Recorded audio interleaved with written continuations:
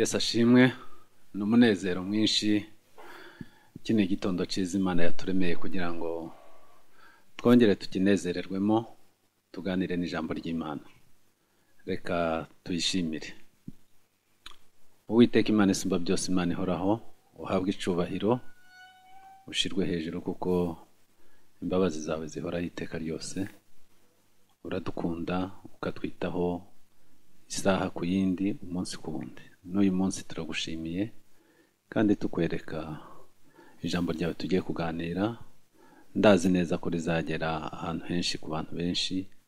Ndasaba kugira ngo rizahindure imitima y'abantu, kandi natwe turi ko tugiye kurivuga. Ndasaba kugira ngo Imana yo mu ijuru ari ngeri heraho rinyubake, mu izina rya Yesu Kristo mbisabye, amen. Nkuko nari mbivuze, nongeye gushima Imana kubw'uyu mwanya impaye kugira ngo tuganire ijambo ryayo. Iki gitondo nifuje yuko tuganira ijambo ry'Imana dusanga muri Zaburi y'ijana, niyo tugiye kuganiraho. Reka dusome.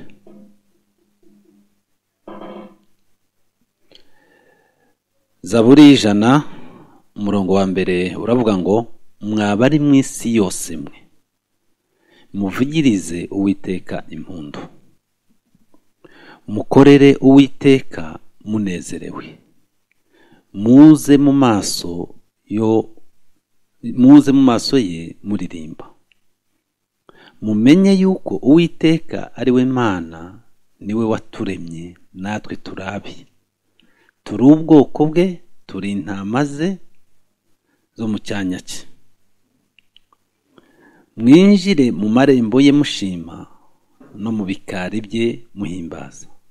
Mumushime, musingize izina rye, kuko Uwiteka ari mwiza, imbabazi ze zihoraho iteka ryose. Umurava we uhoraho ibihe byose, amen. Kuko nari mbivuze, turi buganire kuri iri jambo dusanga muri Zaburi y'ijana.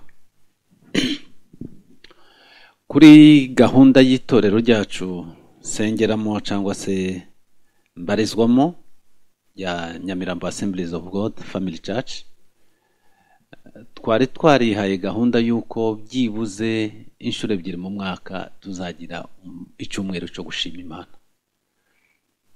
Icyo cyumweru cyari kuba kuri 29 z'ukwezi kwa gatandatu gushize, hanyuma tukazongera no guhura mu mpera z'umwaka.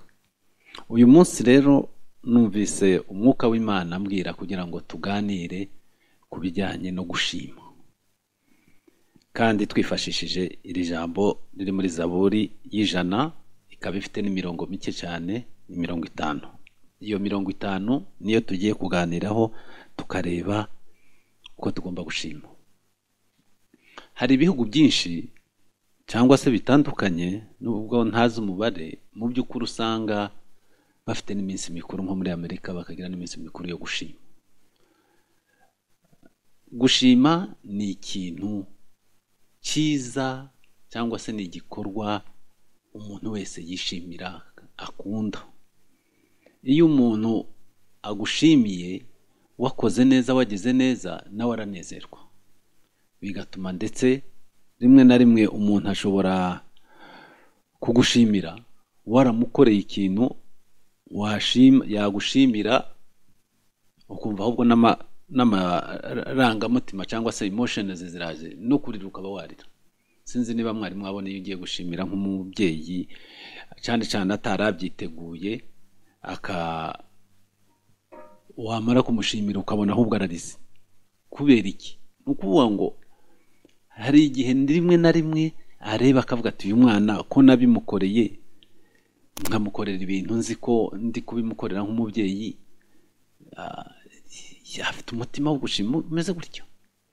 Imana yaraturemye kugira ngo tuze tuyihimbaza, itwereka imbaraga zayo n'ubushobozi bwayo n'urukundo rwayo, ishaka yuko natwe tuze tugaruka tuyishime.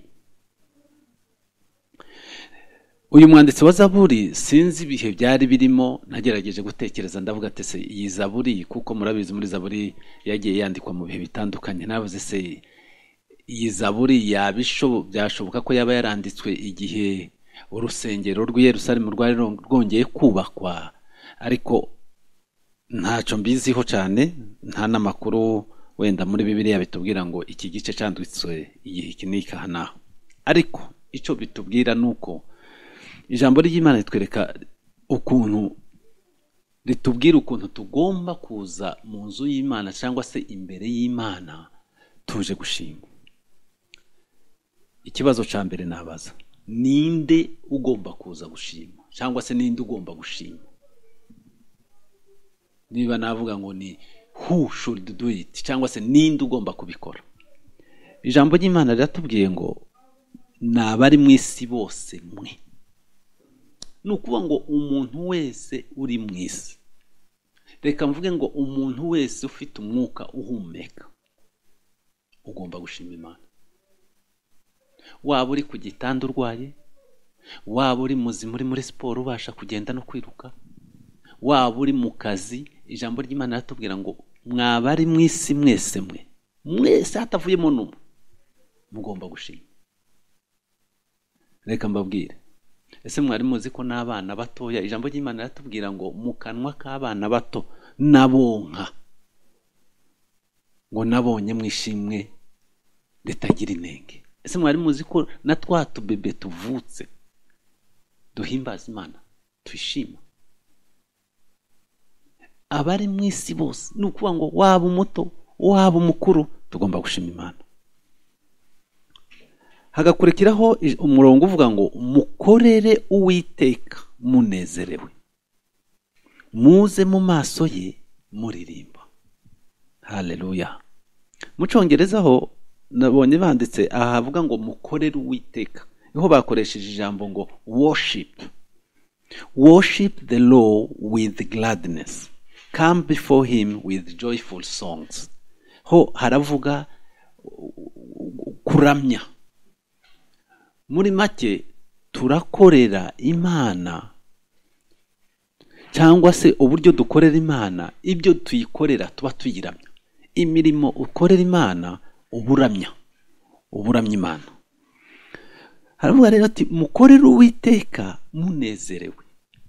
Imirimo dukorera Imana tuyiramya tugomba kuyikora tunezerewe. Noneho ngo muri uko kunezerwa ngo mu maso ye, ngo muze mu maso ye, tujye muri presence y'Imana, tujye mu maso y'Imana, ngo tugira dute? Turirimba. Sinzi, ariko akenshi umuntu araririmba anezerewe, ariko biranashoboka ko ushobora kuririmba ufite n'agahinda ubabaye, ukaririmba n'indirimbo. Hari n'indirimbo z'amaganya, umuntu akaganya muri ya maganya ye akaririmba. Ariko ijambo ry'Imana tubwira ngo tuze mu maso y'Imana turirimba ariko tunezerewe. Kubera iki? Kuko Imana ni papa, Imana ni umubyeyi wacu, tugomba kujya imbere ye, tugomba kujya kuyikubita imbere dufite umunezero. Umurongo wa 3, mumenye yuko Uwiteka ari we Mana, niwe waturemye natwe turabe, turi ubwoko bwe, turi intama zo mu cyanya cye. Icyambere ubanza usobanukirwe yuko Imana ari Imana yakuremye, ndetse ibigereranya yuko ni nk'intama n'umwungeri, ngo turi intama ze, turi mu cyanya cye. Noneho numara gusobanukirwa icyo kintu ukamenya ko Imana ari papa wawe, ari umuremyi wawe, uraza kwikubita imbere ye, uraza kumujya imbere uyiramya kandi unezerewe. Mwinjire mu marembo ye mushima, no mu bikari bye muhimbaza, mushime musingize izina rye. Haleluya. Mwinjire mu marembo. Urabona nibe byahise bituma nibuka ukuntu wenda ukuntu ihema ry'ibonaniro ryabaga ryubatse. Niba Imana yarabwiraga Abisirayeli ati nimuze mukigera hariya ku marembo muza kujya mu nzu yanjye, mwinjire mugira bute? Muhimbaza. mumushime. Ndetse nimugera mo imbere, ni nko kuvuga niba abantu babaga babaye benshi, bamwe ntibabashe kwinjira hahandi, n'ubundi hamwe hagerwaga n'umutambyi gusa, ahandi hagarukira ati no mu bikari bye munezerwe, mumuhimbaze mu bikari, mu marembo hose, mu rugo kwa papa twisanzure twishimye. Haleluya. Ngo kuko Uwiteka ari mwiza, imbabazi ze zihoraho iteka ryose. Imana yacu ni nziza, tugomba guhora tuyishima tukayiramya. Hari impamvu nyinshi umuntu wese afite zituma ugomba kwishima. Uyu nonaha kuba nabashije kubyuka ngatera intambwe nkagera hano ni imbaraga z'Imana. Ibyo byonyine birahagije kugira ngo mbashe kugira gute, mbashe kwishima. Mu minsi yashize hari bamwe babimenye, nababwiraga ukuntu nakoze impanuka, hari n'ababonye imodoka ukuntu yabaye. Mu by'ukuri ni ibitangaza by'Imana.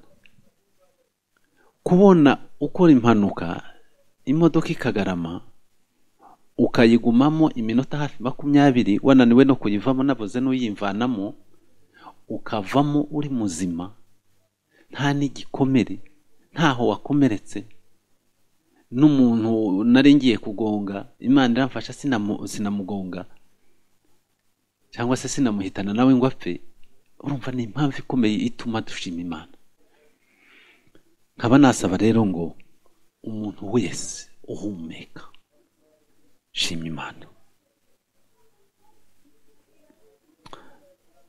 Tugana ku musozo kuko ntabwo turi butinde, ndagira ngo twese dufate umwanya no ku rwego rw'igihugu turebe byonyine iby'Imana imaze gukorera igihugu turimo nk'iki gihugu cy'u Rwanda. Reba ibindi bihugu imibare ukuntu izamuka. Ese twebwe ni ubuhanga bwacu, n'ubwenge bwacu, n'ubuntu bw'Imana? Imana iragenda ikatugirira neza, imbabazi zayo zikabana natwe, ikaduha ubuyobozi bwiza bukabasha kutuyobora neza, noneho bigatuma n'ibyorezo tubasha kubikumira. Ibyo byose ni impamvu zigomba gutuma dushima Imana. Reba abandi ukuntu Imana yagiye ibarinda, reba abana bawe, reba umuryango wawe. Ariko nanone ndagira ngo nkubwire, nubwo waba ufite ibigeragezo, nubwo waba wahuye n'ibyago, kuba byonyine nawe ugifite umwuka uhumeka, ufite impamvu yo kwishima. Akaba ariyo mpamvu ngira ngo sabe muri uyu mwanya utekereze, ese Mana niki nakora